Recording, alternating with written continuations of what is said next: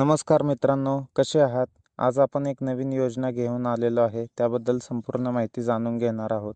तर त्या योजनेचे नाव आहे महिला किसान योजना महाराष्ट्र.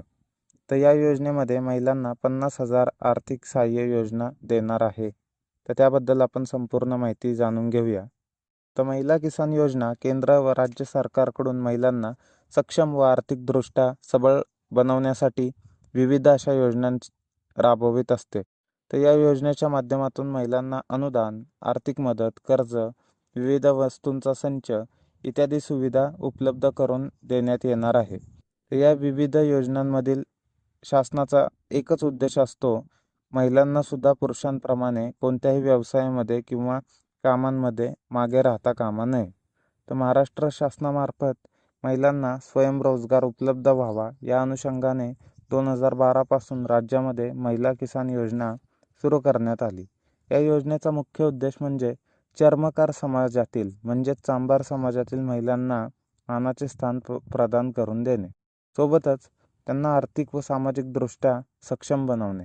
या लेखामध्ये आपण महिला किसान योजना काय आहे, यासाठी पात्रता काय, अटी शर्ती काय आहेत याबद्दल संपूर्ण माहिती घेणार आहोत.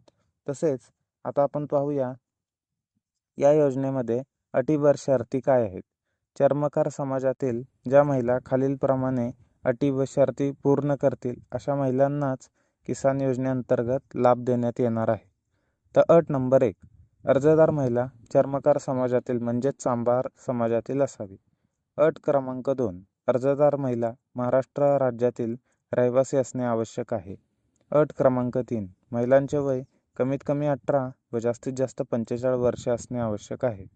अट क्रमांक 5, अर्जदार महिला यापूर्वी कोणत्याही मंडळातून किंवा संबंधित संस्थेकडून अशा योजनांचा लाभ घेतलेला नसावा. अट क्रमांक 6, या योजनेसाठी महिला ग्रामीण भागातील असतील तर त्यांचं उत्पन्न 98,000 रुपये व शहरी भागातील उत्पन्न मर्यादा 1,20,000 रुपये इतकी आहे. अर्जदाराकडे जातीचा दाखला असणे आवश्यक आहे.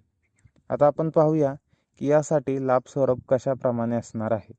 महिला किसान योजनेमध्ये पात्र महिलांना 50,000 रुपये आर्थिक मदत म्हणून दिली जाणार आहे, ज्यामध्ये 10,000 रुपये अनुदान सबसिडी असणार आहे. तर उर्वरित 40,000 रुपये अमानत रक्कम 5% व्याजदराने दिली जाणार आहे. या योजनेमध्ये सहभाग घेण्यासाठी महिलांच्या नावाने शेती असणे आवश्यक आहे. तसेच शेती जर पतीच्या नावाने असेल तर तसे प्रकारचे प्रतिज्ञापत्र देणे अनिवार्य आहे. तर यासाठी आपण पाहूया आवश्यक कागदपत्र काय काय लागणार आहे.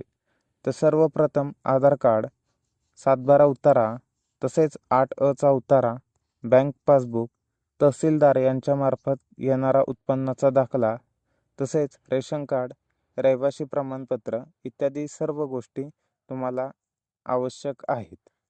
तर मित्रांनो, आजचा व्हिडिओ तुम्हाला कसा वाटला नक्कीच सांगा व आपल्या चॅनलला सबस्क्राईब करा व येणाऱ्या नवीन योजनांसाठी आपण आपल्या चॅनलवरती नवीन व्हिडिओ टाकत असतो. त्यासाठी आपल्या चॅनलला सबस्क्राईब करा व ज्या लोकांना या योजनेची गरज आहे त्यांच्यापर्यंत हा व्हिडिओ शेअर करा. भेटूया एका नवीन व्हिडिओमध्ये. तोपर्यंत जय हिंद, जय महाराष्ट्र.